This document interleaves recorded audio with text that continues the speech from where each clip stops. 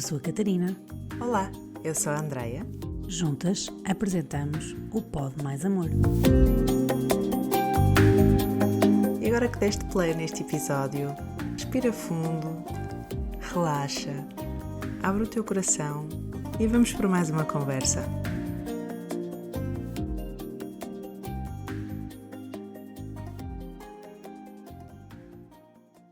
Olá, Andreia. Olá, Catarina. Estamos aqui para mais um dos nossos episódios do podcast do Pod Mais Amor. Hoje com uma convidada muito especial. Temos hoje aqui a Tamar. Olá, Tamar. Olá, meninas maravilhosas, Olá, mulherões. A Tamar é especialista em sexualidade consciente e empoderamento. No Instagram e nas redes sociais podem encontrá-la como Mel da Deusa, não é, Tamar? O Mel da Deusa. O Mel da Deusa, que é o nome também do seu livro. E hoje convidamos-la para falarmos de mulheres, de nós mulheres. Ou seja, queremos sair daqui deste episódio hoje também a conhecer um bocadinho melhor todos os nossos lados, porque as mulheres têm muitos lados, que aqui vamos falar dos arquétipos de feminino. E acho que vai ajudar realmente as mulheres a conhecerem-se um bocadinho melhor. Tamar, em relação aqui aos tais arquétipos do feminino, se calhar para quem não domina tão bem este tema ou nem sabe muito bem de que é que nós estamos a falar, como é que poderíamos ajudar a compreenderem um pouco melhor de que é que isto se trata?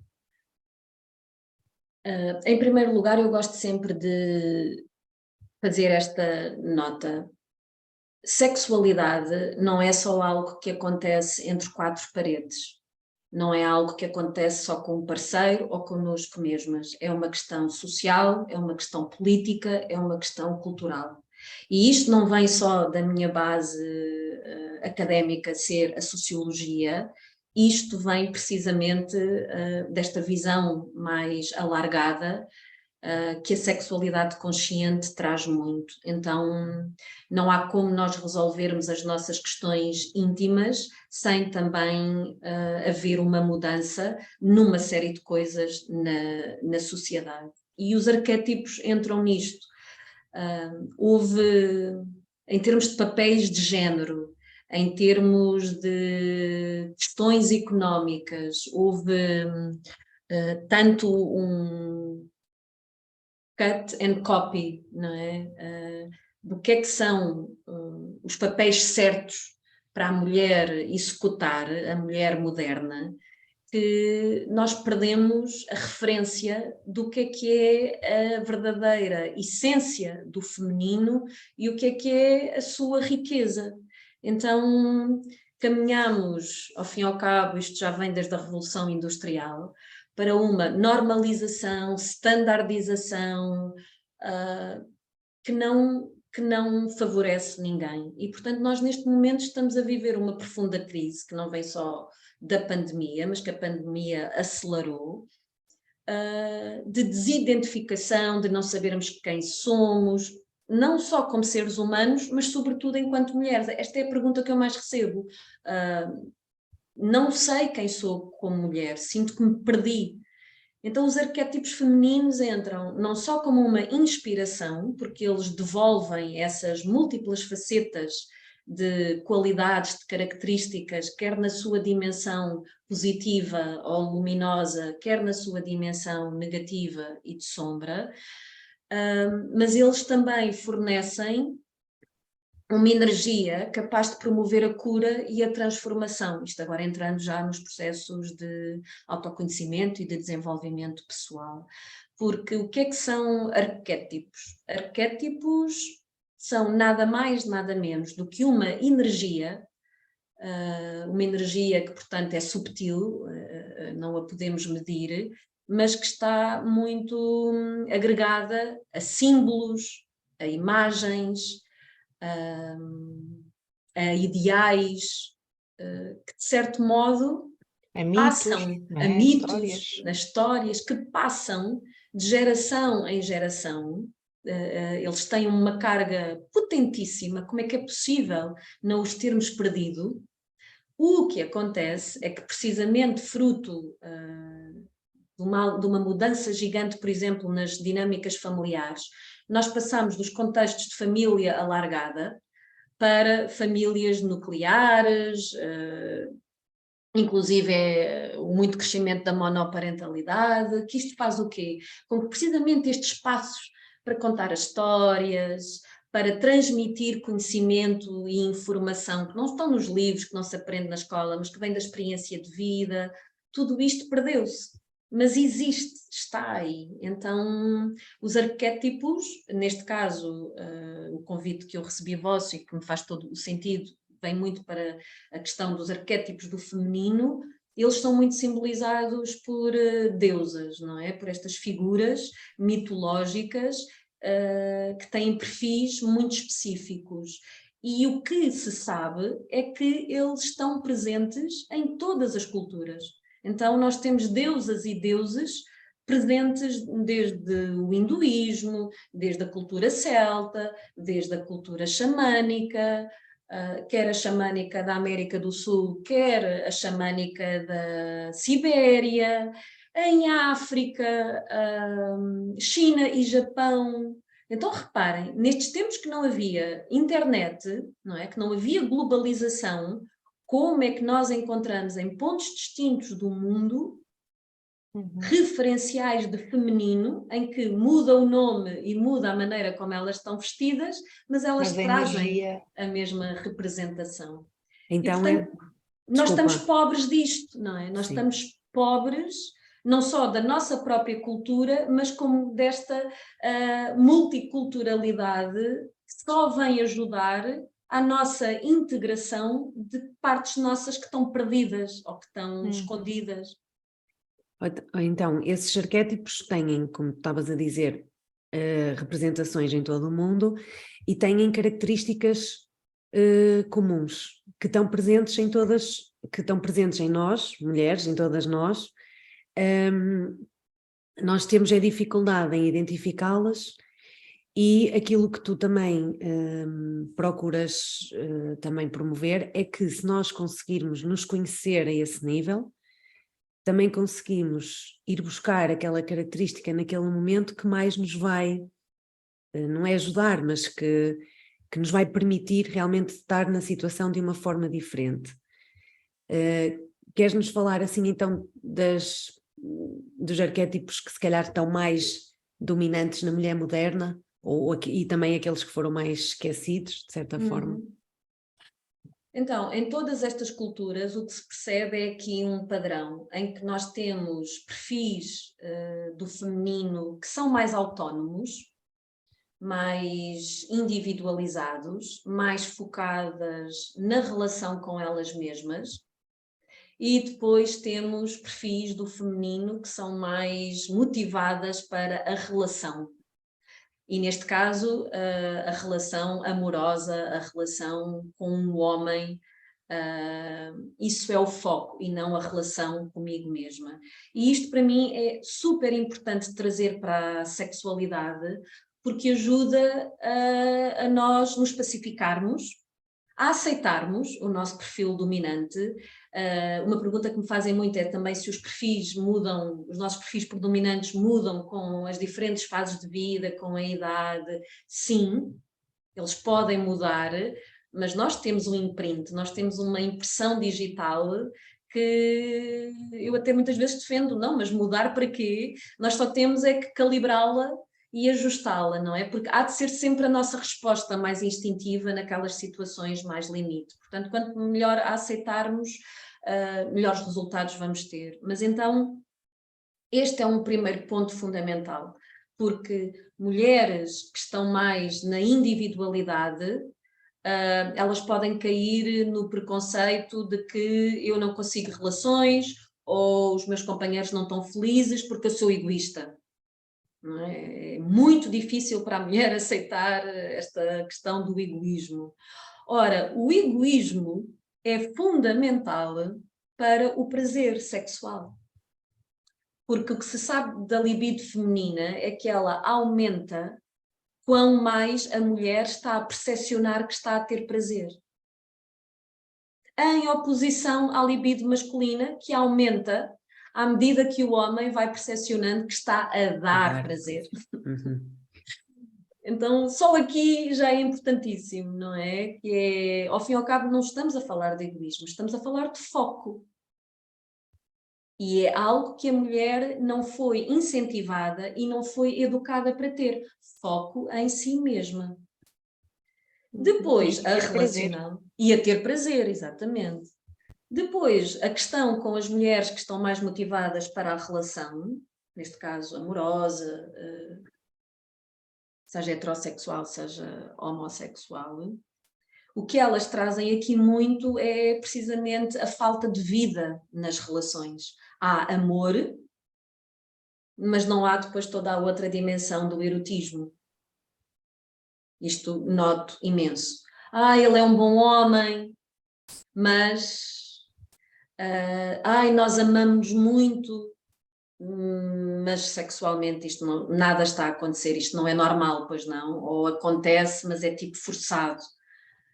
E aqui entra o quê? Entra precisamente isto, esta necessidade de estar tão ligada, não deixa espaço ao erotismo que precisa de distância, que precisa de separação, que precisa, não é separação de passarem uma semana sem se verem e sem se falarem, Mistério. mas é mistério e o senso do eu.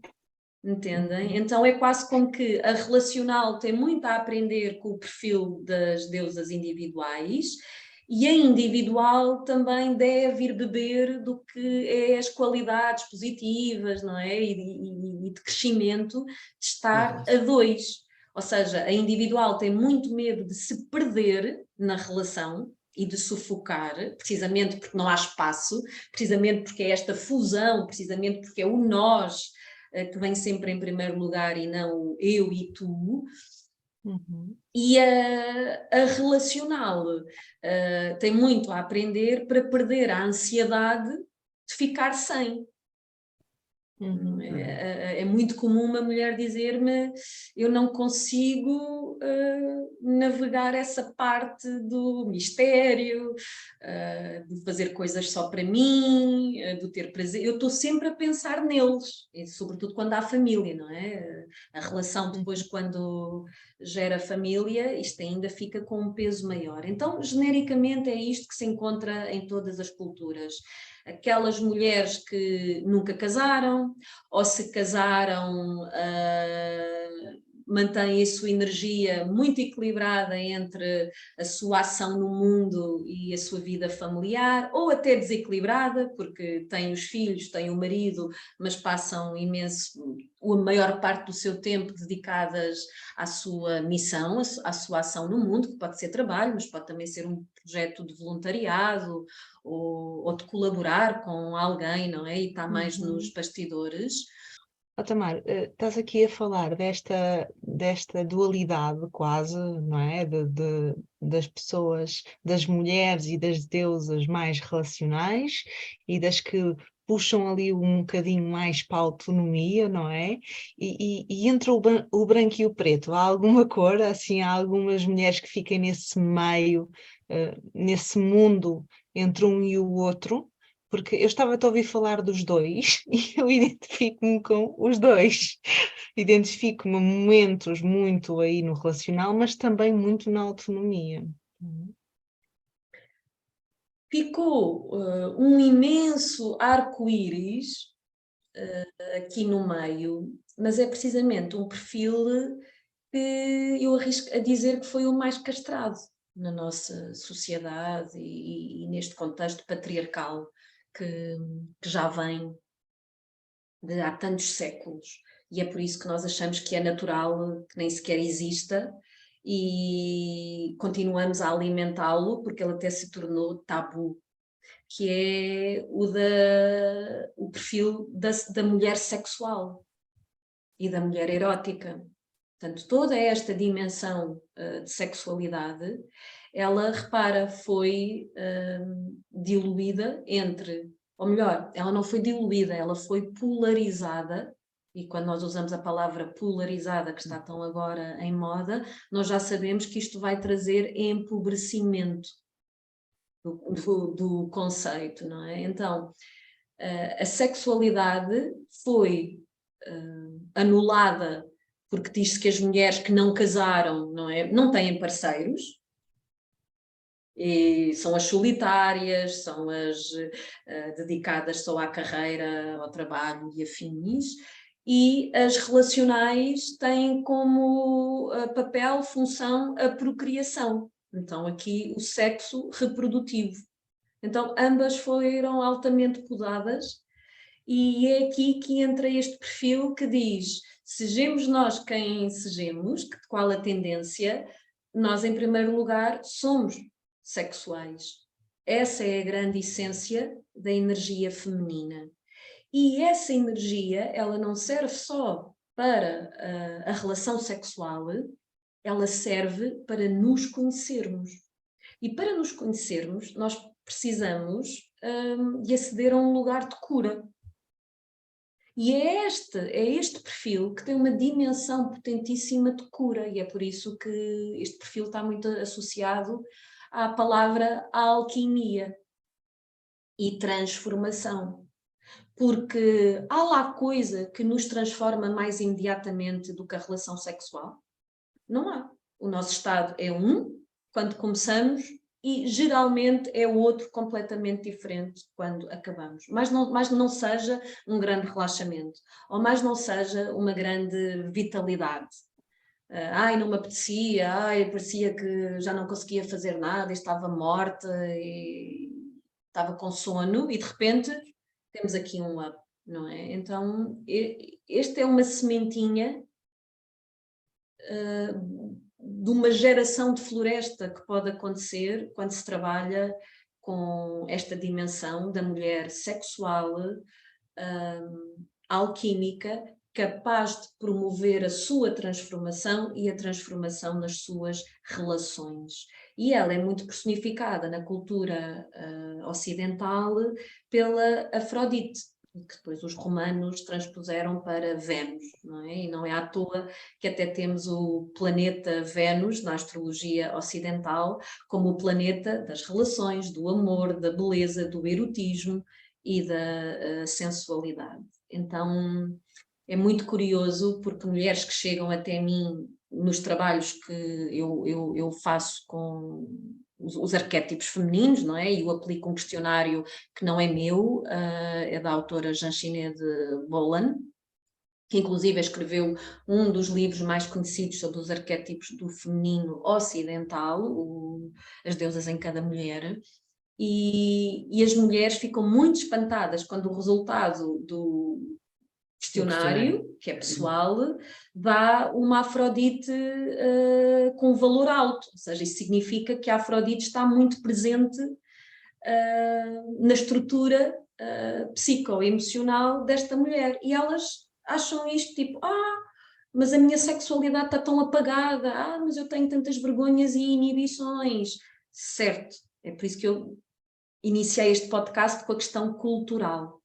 Assim, pois, a questão é que se calhar, muito possivelmente, lá está, não é teu, é da cultura, e portanto, basicamente, o que vamos aqui fazer é um virar do avesso, precisamente redefinindo todos estes conceitos do que é sexo, sexualidade, o que é libido, o que é a tua sensualidade, o que é o teu erotismo, o que uma relação precisa, e onde se vai misturar estas coisas todas.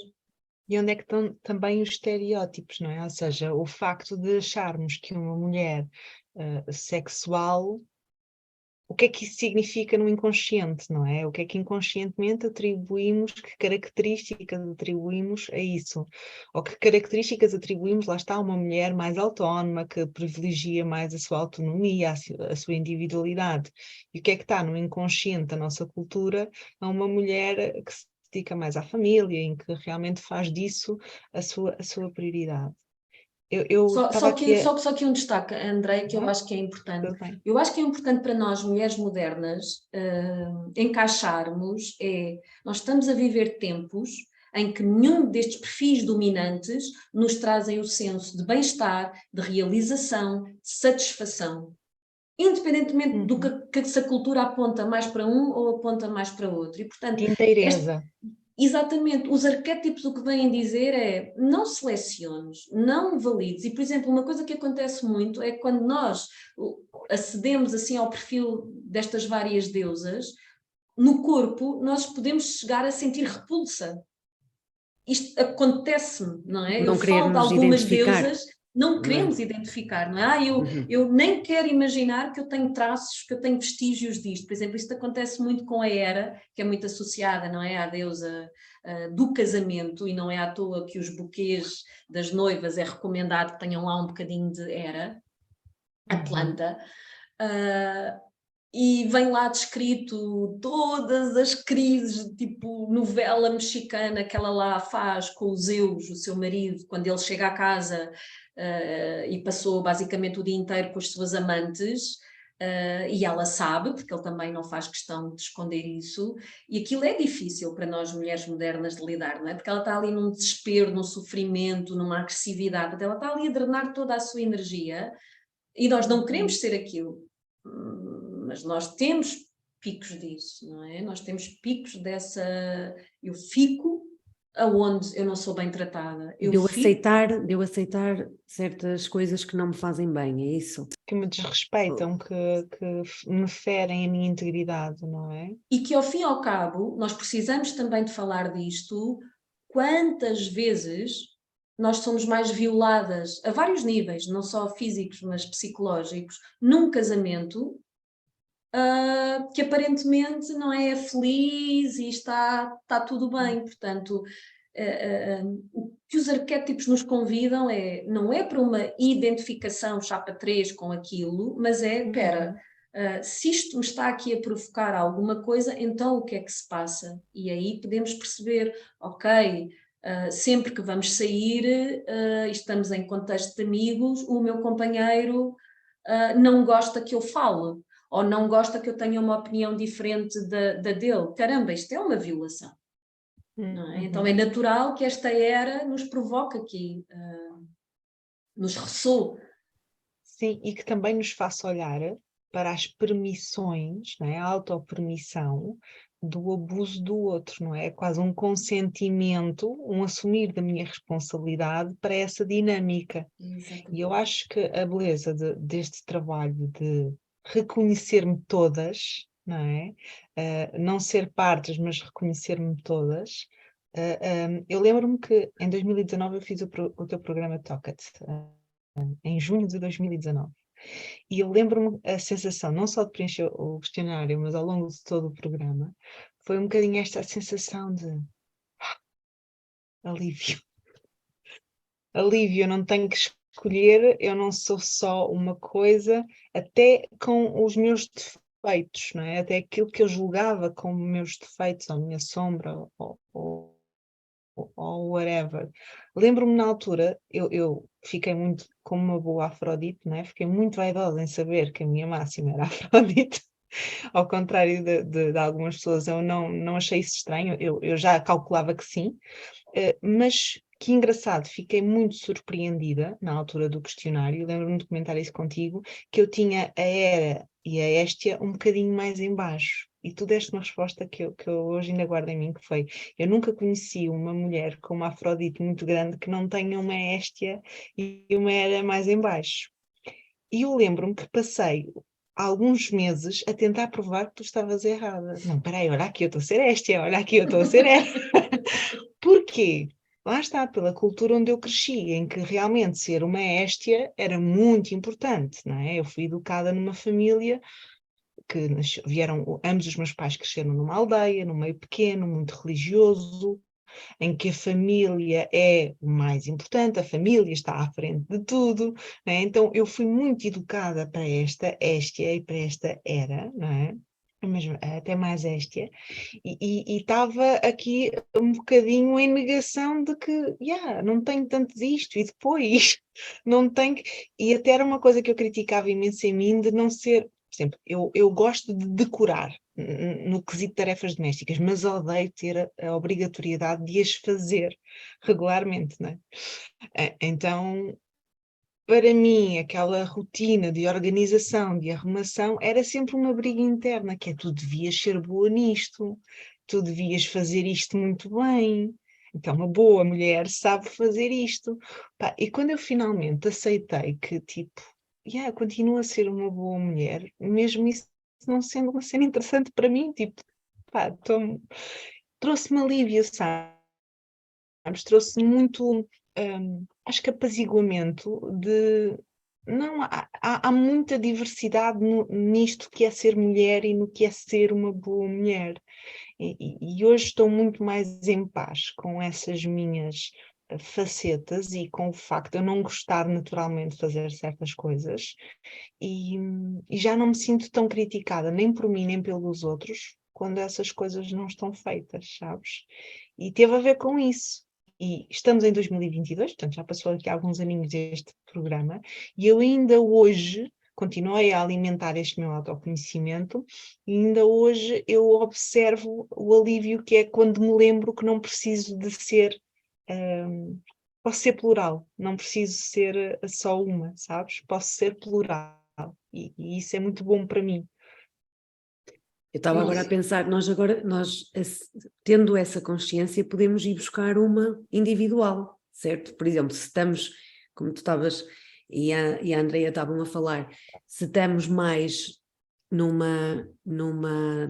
arquétipo mais da relação e estamos a sentir que realmente aquilo pode não estar a ser suficiente, o meu autoconhecimento pode-me permitir ir buscar um lado mais individual, das tais deusas que são mais viradas para o eu, é isso? Exatamente. Olha, costumo dar o exemplo da birrinha, não é? Quando nós estamos em relação e não conseguimos fazer o tal processo de separar, de ter hobbies que são só nossos, não é? De ter o ritual de, por exemplo, o sábado de manhã também ser só para nós, seja uma caminhada, ler um livro num café, whatever, o que for, não é? Ir ver plantas, o que for. Quando isso não é possível, o que muitas vezes acontece é nós ficamos a dois, mas a qualidade da nossa presença vai decair e muitas vezes gera-se conflito nessa relação. Então estão juntos, mas não entendem, não têm a percepção que a energia precisa de uma repolarização. Isto é um conceito do Tantra, não é? Repolarizar estes polos, negativo, que é feminino, e positivo, que é masculino, que não tem a ver com género, isto muitas vezes, claro, é associado às relações heterossexuais, mas está presente aonde há atração física e sexual, existe polos opostos que se atraem. Então, estes polos estão a ficar neutros e isto causa uma certa irritação e nós não entendemos do que é. Pronto, então eu dou este exemplo da mulher que fica, mas faz birrinha. Então, ela está a ser uma autêntica Perséfone, e a Perséfone aqui, para quem não está familiarizada com os arquétipos, tem muito a ver com a jovem, a menina em nós, uma menina que foi educada por uma mãe que se chama Deméter, que tem qualidades maternais muito boas, e ao fim e ao cabo é as qualidades que nos trouxeram até aqui enquanto espécie, não é? Nós não sobrevivemos só porque havia alimento disponível na Terra, e ela é também a deusa associada ao alimento na Terra, mas porque recebemos nutrição afetiva. Hoje em dia sabemos que foi pouca, que inclusive pode ter sido tóxica em alguns momentos, não é? Mas a maioria de nós teve alguma base, não é? E o que acontece é, ela teve estas qualidades, mas depois ela também foi muito opressora desta Perséfone, porque ela tinha um ideal para a filha. E, portanto, a lição que nós temos aqui muito a aprender na maternidade é, por mais expectativas que eu tenha para os meus filhos, e por mais frustrada que eu esteja por não ter cumprido as minhas próprias expectativas, eu não posso projetar isso nelas.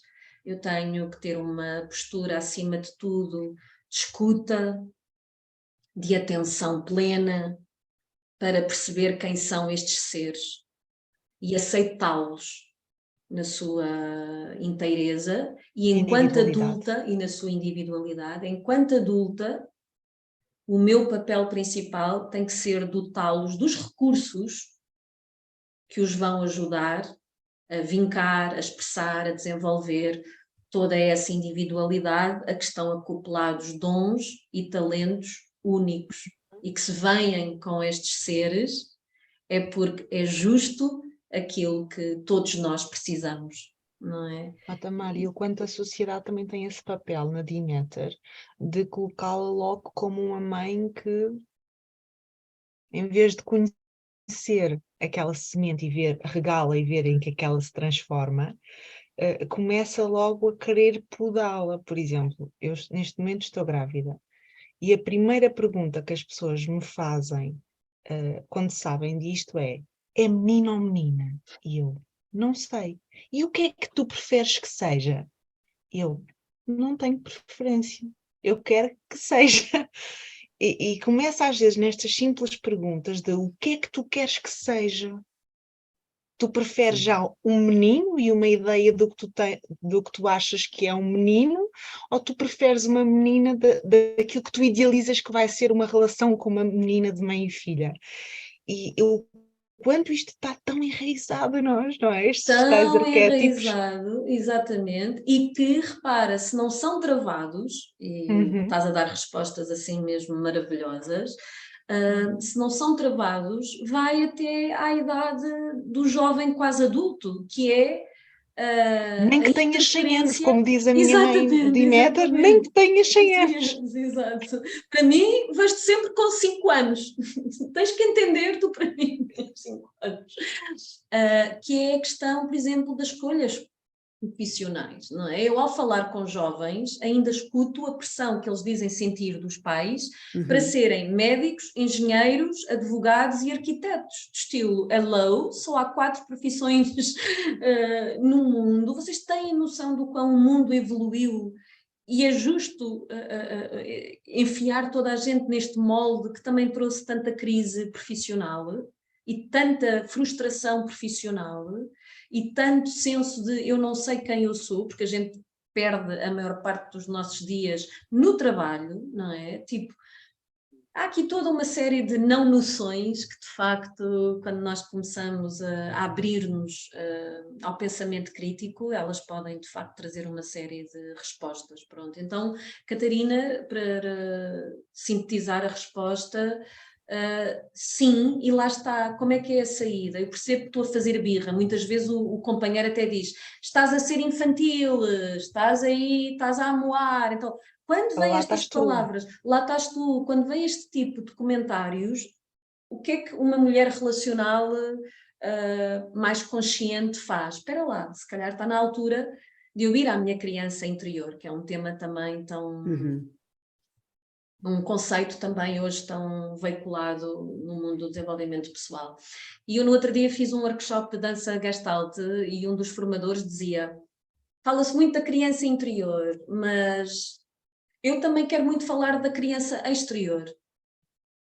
E de repente, eu não comentei nada, porque estávamos assim num momento de partilha, e eu de estilo, uau, isto para nós mulheres ainda faz mais sentido, Sim. porque é a tal coisa, não é só ter um momento escondido com a criança interior, e que se calhar até vamos compensar de uma maneira rápida e mais desconectada, como comer a caixa de bombons toda sem ninguém ver, então ninguém sabe que eu tive aqui uma descompensação e comi, em vez de um, comi todos, não é? Que é muito uma coisa também de uma criança que não sabe autorregular-se ainda. Sim.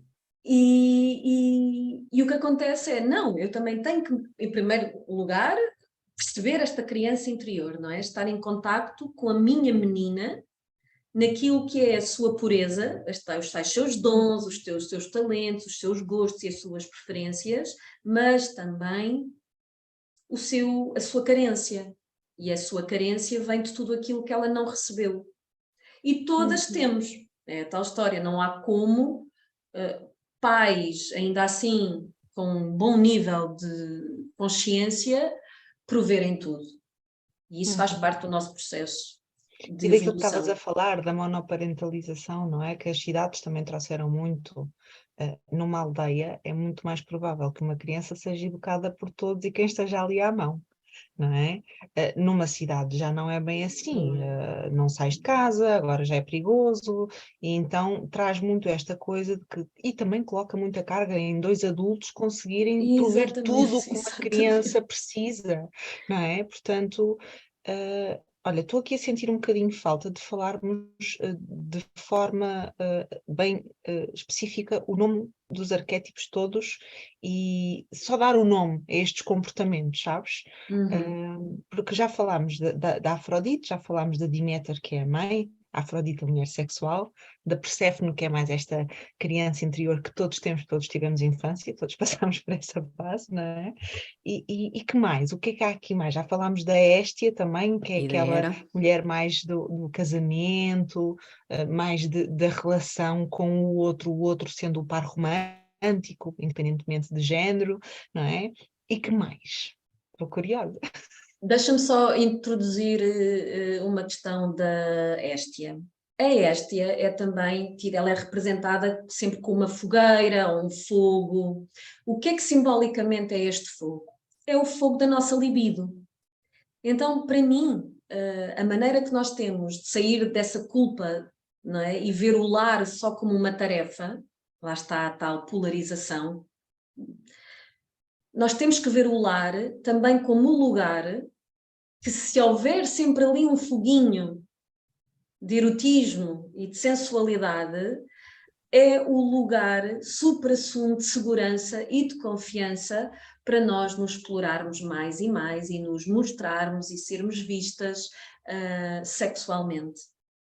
Então é muito, a Héstia pode trazer aqui a ajuda na conciliação entre ser mãe, Afrodite. exatamente, ser mãe e mulher, mas também ser mulher sexual. E como é que eu posso ter isso através do meu lar, não é? É um lar onde há riso, onde há calor, não é?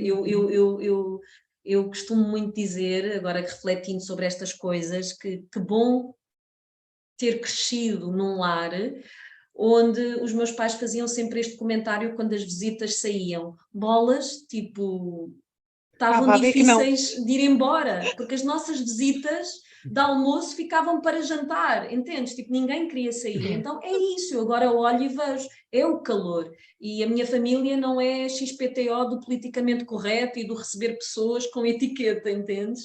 Portanto, é um fogo que eu reconheço que o meu lar também tem, porque a mim também me acontece o mesmo, não é? E a Héstia é isso. E isso é erótico e isso é uma dimensão da nossa sexualidade. Então, as outras são duas que eu acho que aqui, sobretudo as nossas ouvintes, vão ter assim uma grande identificação. Lá está. Não quer dizer que seja a sua natureza, mas é muito fruto destes tempos que nós vivemos, que são a Ártemis e a Atena. Então, a Ártemis, ela é representada com um arco e uma flecha, geralmente está na natureza e acompanhada de animais. Então, o que é que a Ártemis significa muito? É uma energia masculina. As deusas da individualidade, elas têm muito este traço, não é? Mais masculino, o que significa que há aqui um foco, que sim, que vem delas mesmas, mas neste caso da Ártemis é muito para uma concretização de um objetivo. E eu aí identifico-me muito. Se eu estou demasiado no lodo dos meus processos emocionais,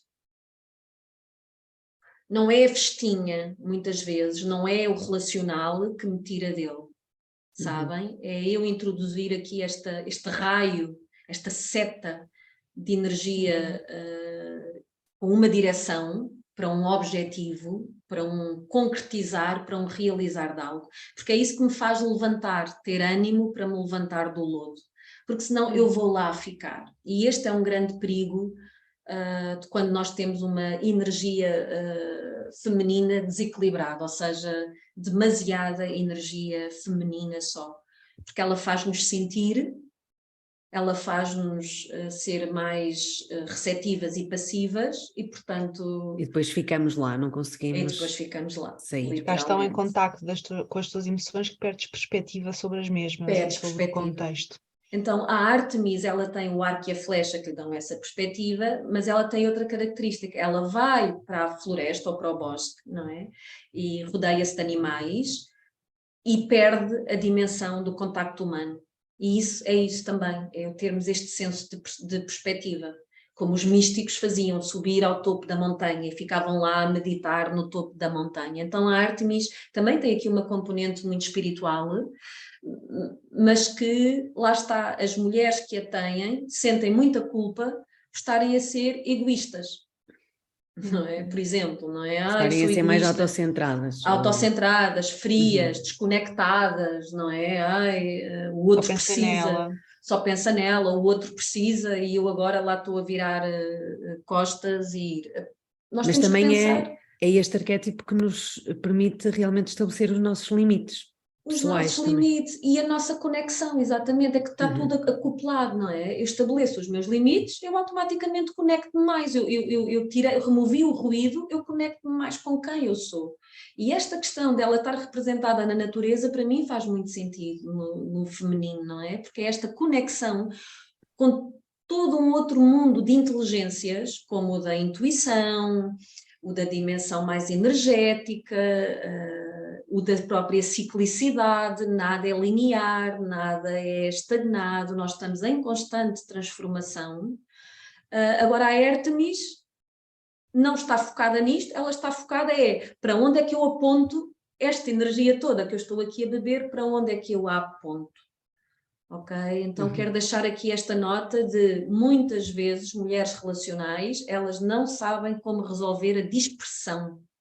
E estas deusas mais individuais como a Artemis, elas ajudam na concentração, tá? No foco. Não é? E na canalização e no foco, exatamente. Que é uma coisa que nós muitas vezes delegamos no masculino, mas personificado nos homens.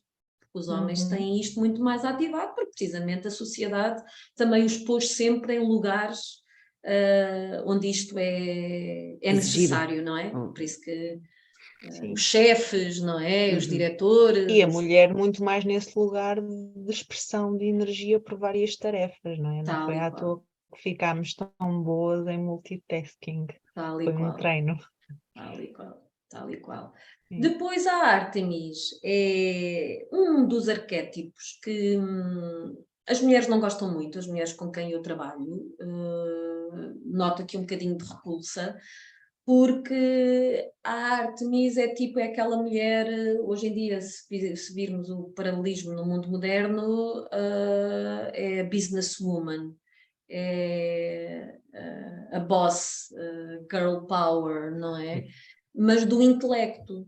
E porquê que as mulheres não gostam? A Atenas, desculpa, também. A Atenas, desculpa, exatamente, obrigada. A Atena, porque ela está muito...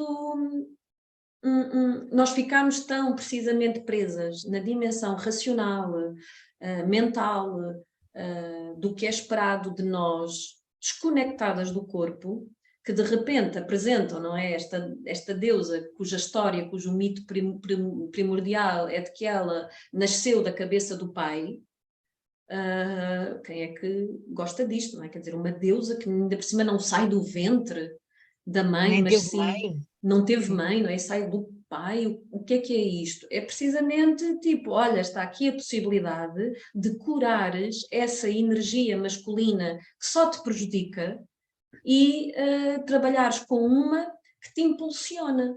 Que te impulsiona no quê? Precisamente no mundo académico, no mundo profissional, não copiando o modelo do masculino, e nós aqui em off estávamos a falar do exemplo das mulheres que entram no mundo do trabalho e usam o fato, não é? O fato masculino.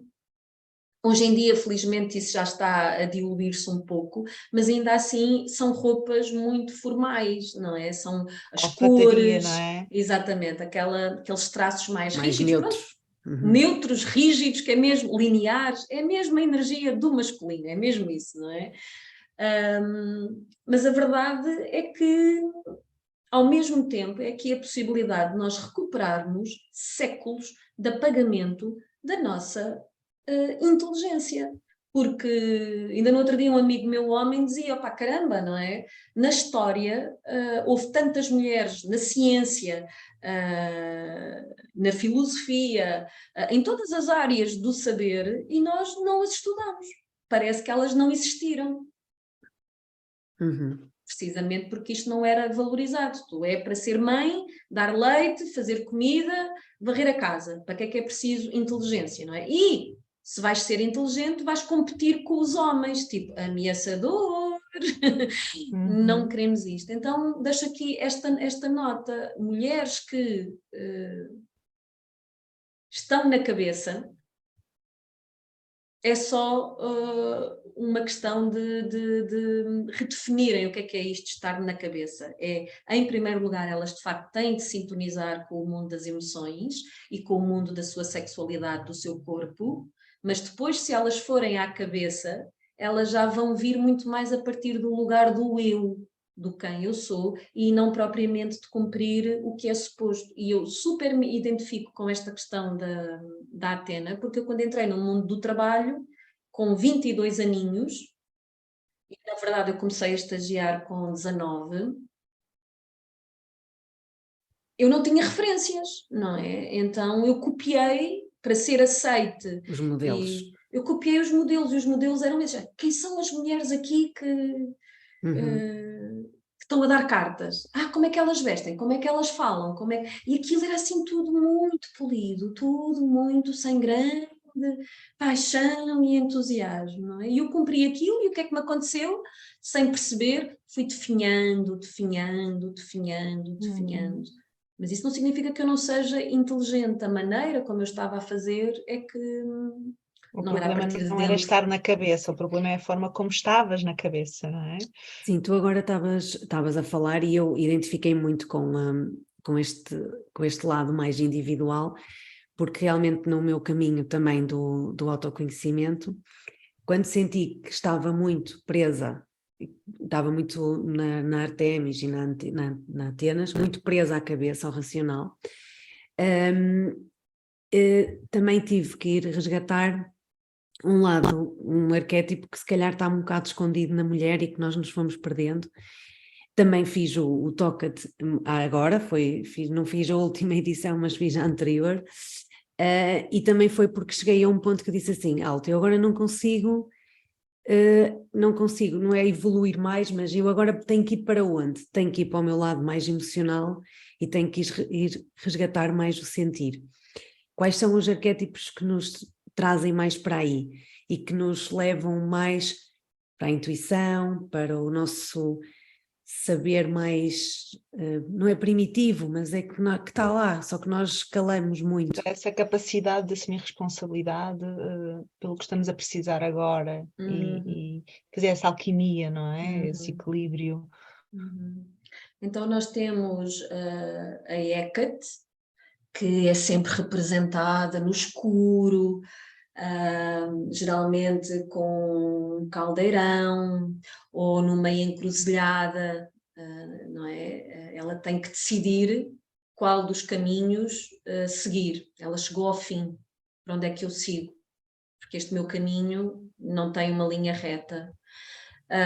E esta é a dimensão precisamente da nossa intuição e do nosso sentir, porque a intuição é uma coisa muito primal, instintiva, sacral, está muito também na energia aqui dos nossos intestinos, que estão carregados de energia vital, energia do que é os códigos da vida, não é?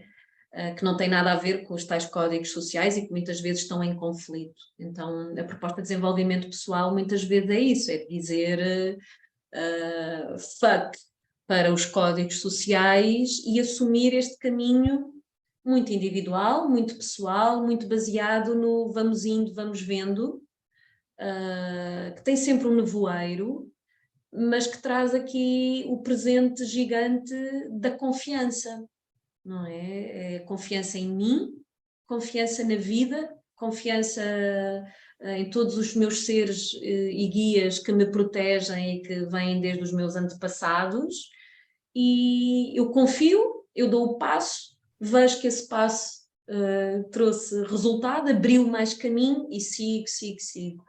Mas a verdade é que, por exemplo, temos a Clarice Píncola Estés, que é uma psicoterapeuta da corrente de Jung, que sintetizou isto que estás a falar no conceito de mulher selvagem. Então também podemos falar deste arquétipo da mulher selvagem, e muito que ela tem a fazer é resgatar a sua intuição e a sua criatividade, e criatividade não é sermos artistas, todas num conceito mais geral, mas é vermos novas maneiras de resolver as nossas questões.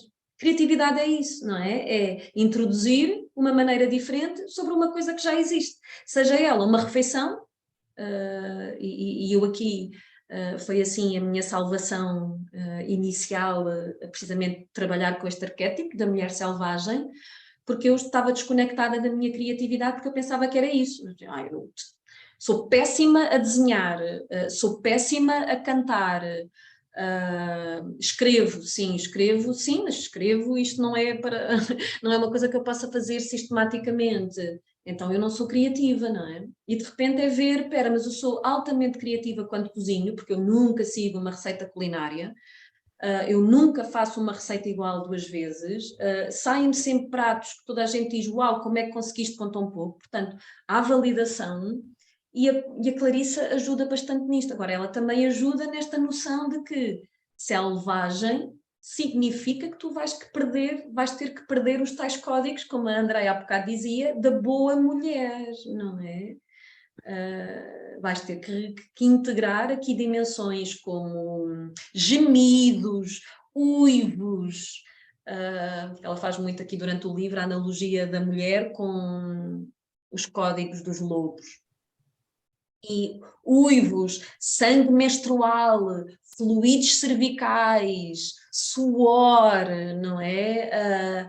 Os restos da placenta, tudo isto são dimensões que fazem parte da natureza do feminino e que nós só temos que integrar. E depois, por exemplo, nas culturas da América do Sul, mais xamânicas, temos a Ixchel, que é muito representada com um arco-íris, ela com as mãos para o céu, e o que é que isto significa? Que ela é a mediadora entre a Terra, a energia telúrica, e a energia cósmica. Então, a Hecate, aqui na cultura ocidental, ela também personifica muito isto, a mediadora, a que liga as dimensões. E aqui já entramos numa dinâmica transpessoal, e transgeracional e multidimensional, ou seja, a espiritualidade numa dimensão mais alargada, não é? Que não aquela que se calhar se fala mais como meditar, não é? Não é só meditar a espiritualidade. Ou fazer um retiro. Ao fazer um retiro. Olha, eu sinto que já percorri aqui por todas e percorri-me também a mim. Só fazer aqui a alusão ao livro que estavas a falar, está aqui na minha mesa de trabalho, que é As Mulheres Correm com os Lobos, não é? E queria também convidar a quem nos está a ouvir. Olha a minha capa. Ai, que linda! Pois, eu tive medo, eu tive tanto medo. Eu assim, o quê? Este é o livro que eu vou ter que ler? What the fuck? Mulheres que correm com os lobos. O que é isso? O que é isto? Olha que engraçado, né? Logo 2 reações. Ai, que lindo! O que é isso? Passo é este, não é? E olha, está todo vincado, não é? Com dobrinhas, porque quase que cada página é uma enciclopédia. É isso, há uma riqueza tão grande nestas histórias e em resgatar todas estas mulheres. Sabes o que é que me fica desta conversa e deste episódio? É um bocadinho aquela sensação de que há muita diversidade em ser mulher, há muito espaço para cada uma se encontrar neste arquétipo. Claro que somos todas, mas temos sempre ali, como tu sugerias, o nosso print, não é? A nossa história também inclina-se mais para um lado. Eu estava aqui a pensar que uma das minhas maiores. Agora vou elogiar-me, que isto é muito da Afrodite. Uma das minhas maiores qualidades, eu acho que é essa capacidade de, de, de, de conseguir acolher várias experiências diferentes. E eu acho que vem precisamente dos arquétipos mais presentes em mim. Eu tenho como principal a Afrodite, que fica então aqui neste meio, nestes entremundos de relação e autonomia, como uma mulher mais sexual. Depois tenho a Deméter, que é uma mais relacional, a Deméter não percebe, uma mais relacional e mais da criança interior, ali com coisas para cuidar e acolher. E depois tenho muito Artemis também. Então eu consigo, nas partilhas de muitas mulheres, ver-me e ver partes de mim. E para mim é muito fácil acolher este conceito de sou múltipla. Sou todas e não preciso de achar que há uma certa ou uma errada. E se eu gostava que as pessoas levassem alguma coisa desta conversa, é esta capacidade de, primeiro, conhecer-nos, traz um alívio imenso saber quem nós somos. Depois, façam o programa Toca-te da Tamar, nem que seja uma vez na vida, façam-no, porque é realmente aqui um mergulhar nestes arquétipos, mas acima de tudo um mergulhar em ti. E gostava que levassem isto, que é, está tudo bem em seres quem tu és. Só precisas de conhecer as dores, as delícias disso e de aprender a navegar nisso, não é? Entre uma coisa e outra. Tão Então, verdade, obrigada. Andreia, tão verdade. E eu, inspirada na tua partilha e no livro, Mulheres que Correm com os Lobos, também acrescento, se já há essa vontade em ti, mas não encontras reciprocidade no teu meio, ou seja, as tuas amigas, as tuas colegas, na tua família, procura a tua tribo para este momento. Porque somos cada vez mais e mais mulheres nesta busca, neste compromisso e pronto, e agora também aproveito para destacar aqui que sim, que o Toca-te pode ser essa possibilidade de encontrar durante 10 semanas um coletivo de mulheres que se une precisamente nesse espírito e que, portanto, agrega muita energia para que estas coisas sejam todas destapadas e melhor integradas, e dizer que vou abrir inscrições agora já no próximo mês de dezembro e podem ver a informação no website O Mel da Deusa. E realmente é isto, sabem? Saiam dos lugares onde vocês se sentem que não conseguem crescer mais, que não vos aceitam, que estão constantemente a puxar-vos para uma caixinha que já vos aperta. E que não temos que fazer tudo sozinhas. A mudança, por um lado, não cai do céu, mas por outro lado, também não é feita só por nós, com as ferramentas. Não é só escavar sozinha na terra. Não cai do céu, mas também não é escavar sozinha na terra. Sim, esta ideia final da tribo é mesmo muito importante, porque nós mulheres também temos tendência a nos rodearmos, estamos sempre na procura, não é? De estarmos juntas e de estarmos com outras mulheres, mas também conseguirmos perceber que grupo ou que tribo é que nos pode ajudar mais naquele momento. Às vezes há pessoas que realmente não nos estão a deixar sair da caixa e nos estão a aprender, e nós também temos que conseguir perceber isso, não é? De alguma forma. Eu também gosto sempre aqui de destacar uma coisa, porque eu também tenho a Afrodite como predominante e de repente parece que é só esta coisa da sedução e de conquista e de ser vista e reconhecida como muito bela, isto e aquilo, quando na verdade a Afrodite também nos tira complexos quanto a fazermos as coisas que realmente nos entusiasmam e nos apaixonam. Então, no mundo terapêutico, existe esta dimensão de Afrodite nas e nos terapeutas. Agora, Isto não tem a ver com sexualização de pessoa para pessoa, isto tem a ver precisamente, lá está, é necessário haver esta energia, este fogo de libido desperta, porque efetivamente eu tenho que estar entusiasmada para fazer um processo de transformação. Isto enquanto paciente. E enquanto profissional, e agora é aqui que eu faço o link connosco, enquanto profissional, eu também tenho que receber alimento das pessoas. E eu sempre me fez confusão, assim, mas porquê que todos os terapeutas que eu procuro gostam tanto, dizem que gostam tanto de trabalhar comigo, e eu sei que eles não estão a fazer, isto não é graxa, não é? Até porque sou eu que lhes pago e tenho que continuar a vir porque eu preciso de solução para estas coisas. E depois comecei a fazer esta pergunta, e agora mais recentemente no ginásio, também passado 15 dias de lá estar, também a professora com quem eu faço mais aulas disse, gosto mesmo de dar aulas. Eu fiz a pergunta, não é? E a resposta vem sempre, porque estás empenhada, porque estás focada, porque estás a dar tudo. E isso porque assumes a tua parte do processo. Mas com este entusiasmo, esta coisa de eu não sei nada disto, eu quero aprender, eu quero descobrir, eu quero ter isto para mim. Então a energia erótica é também muito o que nos motiva para ir para o mundo, para nos alargarmos, não é? Para sermos penetradas por este mundo de possibilidades que é a vida. E estar aqui convosco é uma possibilidade, eu também mostrar ao mundo que, ao ser eu, e não seguir, por exemplo, fórmulas do que é que vende mais cursos e etc.,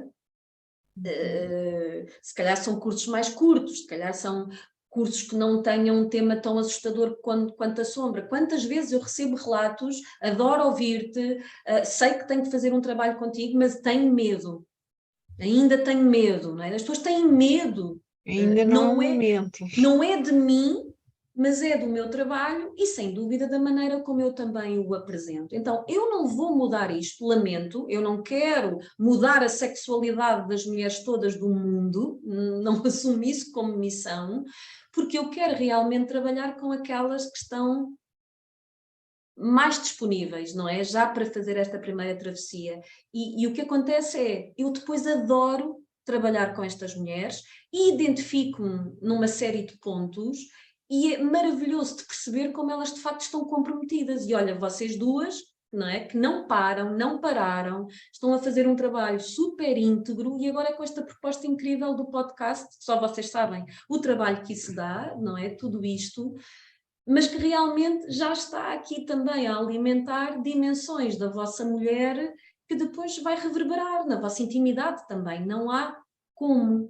Então é muito bom isto, porque eu sinto na pele, de facto, quanto o meu trabalho, que por acaso é de sexualidade, mas não interessa, desde que a gente esteja apaixonadas, como melhora as minhas relações e, portanto, é parar com estas divisões, não é? E trilharmos sempre o melhor que pudermos o nosso próprio caminho, porque vamos encontrar pares incríveis, não é? Que nos devolvem imagens maravilhosas. Olha, eu vou terminar com a palavra que tu mais usaste agora no final, que foi entusiasmo. Fiquei muito entusiasmada com a nossa conversa e com a nossa troca aqui hoje. Eu gosto muito da etimologia da palavra entusiasmo, que vem em Deus, na presença do divino, na presença de Deus, não é? Quando sentimos este entusiasmo, parece que nos transcendemos, não é? Parece que é algo que nos puxa para dentro e para fora ao mesmo tempo. É mesmo uma sensação de transcendência. E eu vou daqui com certeza mais rica do que entrei. E ao longo da nossa conversa fui recolhendo aqui várias coisas que me deixaram este fogo aceso. Portanto, obrigada. Obrigada, Marta. Obrigada, Catarina. Sim, obrigada. Acabaste de ouvir mais um episódio do Pod Mais Amor. Esperamos que tenhas tido boas reflexões, bons insights com esta conversa e que, acima de tudo, saias daqui com a sensação que pode sempre mais amor. Partilha connosco o que achaste no episódio e partilha com quem achas que vai gostar de ouvir. E sorri, porque a tua felicidade depende de ti e de mais ninguém.